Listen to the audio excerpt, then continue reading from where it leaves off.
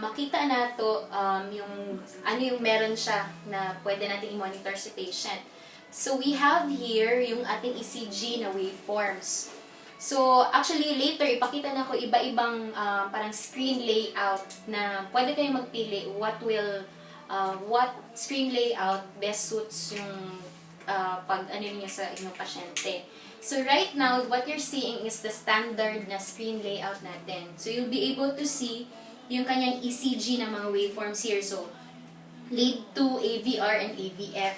So right now, ang available dito sa kanya, sa ating ano is, naka 5 leads siya na ECG.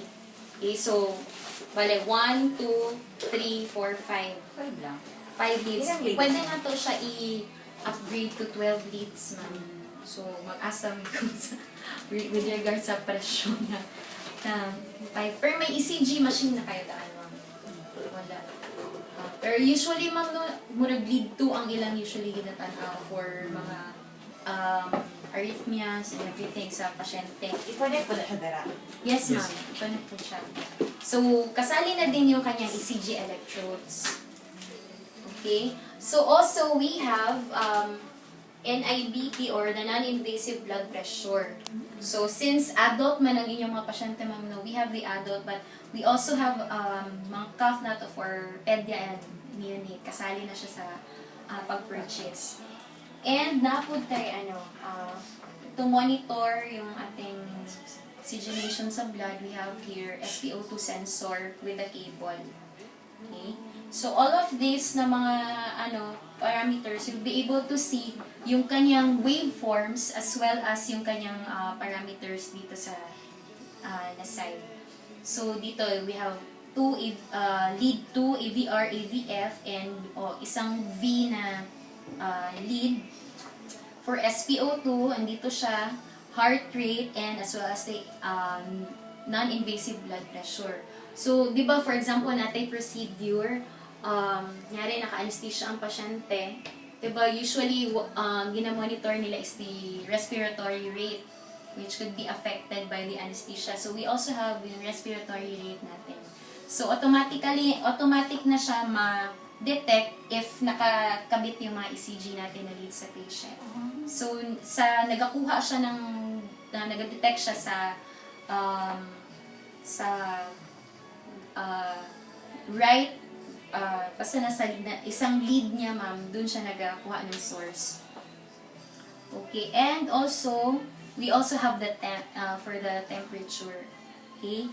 So, for example, syempre, if natin bago na equipment, syempre, murag, feeling na to na mura man siya complicated, lalo na kung mga monitors. But, ang nice ani na monitor is it's very, user-friendly siya. So, for example, you want to parang explore lahat ng parameters or you want to change something. So, all you need to do is to i-click mo, i-touch mo lang siya yung certain parameter. For example, for the ECG. Okay? So, maglabas na agad yung kanyang options for that parameter. Kung maglagay ng normal range? Pwede natin siya i-set, ma'am, ng normal range. Okay? So, yung gain niya, yung kalaki ng waveform, speed, okay, pwede natin siya i-adjust. And another one is, pwede mag-exchange ng wave. So, what does that mean? For example, si lead 2, kunyari si V ang gusto makita first dito. So, pwede natin sila exchange. Okay? And then, what else? We also have the heart rate. So, yun. Primary lead 2. Ang lead 2 ang kanyang andito, QRS volume. Yung filters niya, high limit and low limit, pwede din natin siya i-set dito sa So, you just have to click yung kanyang parameter. Okay, how about the non-invasive blood pressure? Di ba kung natin procedure, usually naka-interval ang BP like every 15 minutes or kung nag-recover ang pasyente. So, pwede natin i-set yung kanyang interval. So, for example, every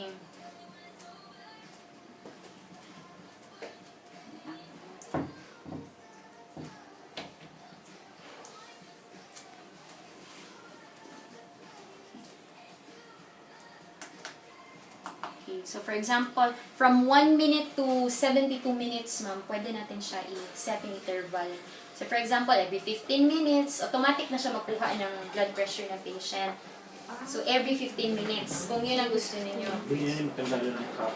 So, automatic So, dala-diretso na siya. Nakagano na lang siya sa every patient. 5 minutes or 2 minutes. Mag-appear. Every 5 minutes na siya mag-appear. Yes, ma'am. Tapos Magkuha mawala na po na siya. naman. Yes, ma'am. Makita mo sa screen. And also later, makita mo yung kanyang yung record niya.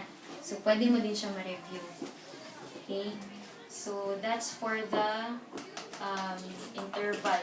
Measuring mode. So, pwede din natin siya, kunyari, ayaw niya ng automatic, gusto niya manual. Kung kailan lang gusto niya i-check ang BP, that's the time na pwede din siya manual. So, actually, options na is automatic, manual, automatic, and manual. Tapos, pwede din stat. So, for example, kung right then and there, you want to check na mabilisan, meron tayong parang shortcut key dito sa gilid.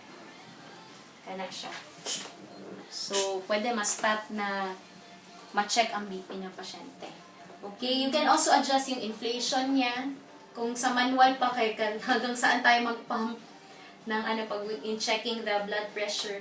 Okay, the unit, high and low na mga limits natin, everything, pwede natin siyang i-adjust. Okay. And then, what else? For the SpO2 setup, higher and lower limits, so usually the normal is 98 to 100.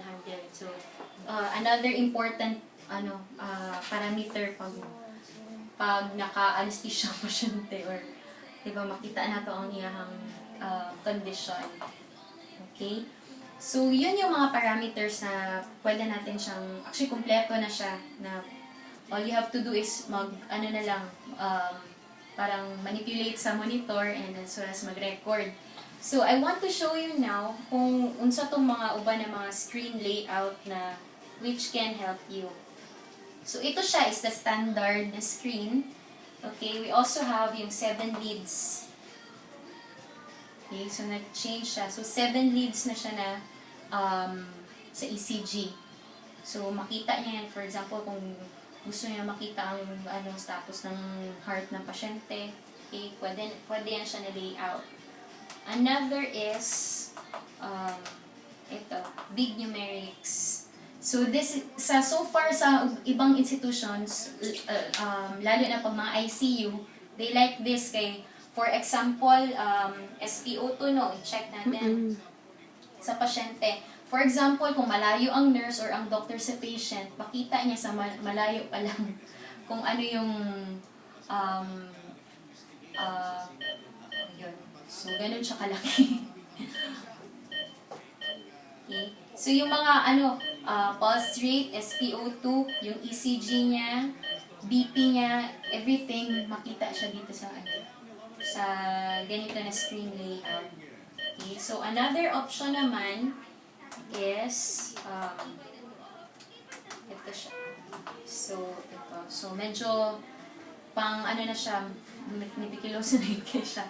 Because in this layout, you will see yung heart rate, SpO2, RR niya in 16 minutes. So, mas closer siya na kanang monitoring na gid siya na todo. Okay? And then, yun. NIBP review. So, yun.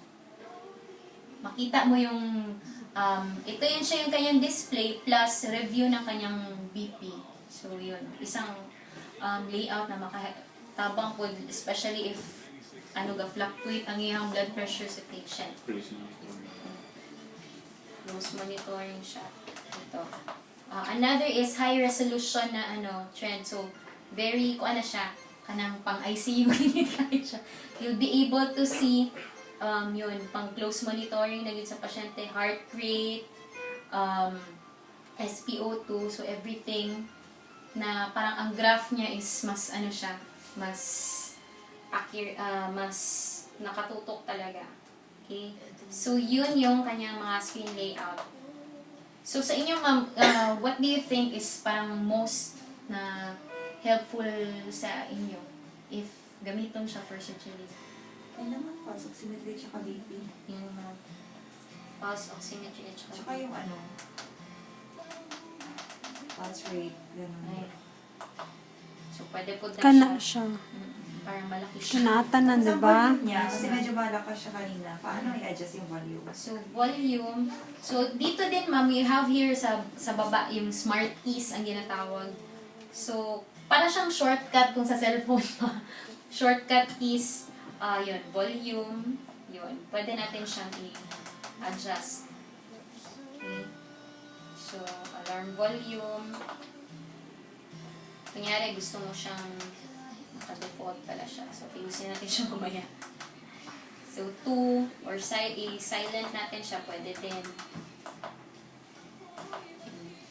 Okay? So, volume, ano pa ba? NIBP. So, pwede din, another way of checking the blood pressure is dito pa rin sa smart keys niya. Kung i-stop ninyo yung pagkuha ng BP, NIBP, yung BP na pag-review, if ever you want to check kung kamusta ang BP niya for the past 2 hours. So, ayun. And then, yan, trend review. So, dito, you can, parang pwede natin makita yung patient information. So, pwede na to na siya ma-input later. Okay, so sa pag-review ng data. And, brightness of the screen, you can also adjust. Kung feeling ninyo masyado lang siyang, masyado lang siyang maliwanag or madilim, you can adjust here. So, murang shortcut key na siya. And then, we have here the main menu. Okay. So, dito sa main menu, andito na pwede adjust natin lahat ng setup. So, aside sa kanina, nagituro ko na pwede ninyong i-press directly para murag shortcut siya, no? So, makita niya screen layout, wave setup ng kanyang waveforms. So, everything is andito na siya. Pati system time setup, if you want to change yung kanyang date or yung time, pwede natin siya ma-adjust. Okay, so, dali lang siya, para lang siyang, kumbaga sa cellphone na i-adjust natin. Okay? So, ang battery nito is lithium-ion battery. So, for example, nag-brown out, like ngayon, di man siya nakasaksak. But kung fully charged siya, it can run na, kunyari, fully charged, tapos gamitin nyo ang BP niya na may 15 minutes interval, it can run up to 3 hours na hindi siya nakasaksak. So, isa pa, ang charging niya is 6 hours for the battery. Okay, so, advisable lang din sa mga batteries, especially sa monitors, na magdaan siya ng at least 2 cycle na fully charged and fully discharged. So, like lang sa cellphone, di ba, lalo na pagbago pa, na dapat i-discharge, yun na ma-off siya. Tapos, i-fully charge na naman siya ulit. Para mas, ma-prolong lang yung life ng battery. Pwede bang nakasaksak lang siya? Yes, During the ma'am. whole procedure? Pwede. Okay. So, yun din yung common question, lalo na sa hospital. For example, biglang na brown out, mga ganun. Parang backup lang yung battery. Yes, ma'am.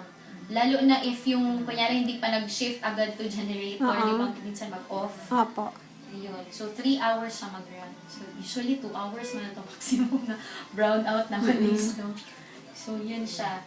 And then, also, So, ma'am, pag while nakasaksak siya, di ba, ma-off man jud. So, dili siya ma-off, ma'am. hindi Dili siya ma-off. May 3 hours siya na. May 3 hours jud siya. Okay. Actually, yung battery niya, mag-depend lang din sa paggamit natin. Usually, ang BP is, makakonsume din siya ng battery if hindi siya nakasaksak. Kay, mag-din siya, mag-effort din siya, mag-inflate and everything. So, mas, siya. Pero yung, nasa manual niya, every 15 minutes na ganyan siya ng interval, makaya niya pa 3 hours. So, yun. So, So, kung every hour lang, mas konti yung yes, ma'am, pag-usog mas niya. ma-prolong ang kanyang So, kung upon purchase of this equipment, syempre we have the manual. So, everything na nagdi siya diri kung if naamoy gusto na i-explore or questions, everything is in here. And as well as list ng kanyang mga accessories, and as well as, for example, kung mag-check pa if kumpleto ba tanan upon installation. So, yun. Okay, kasi namin mga question.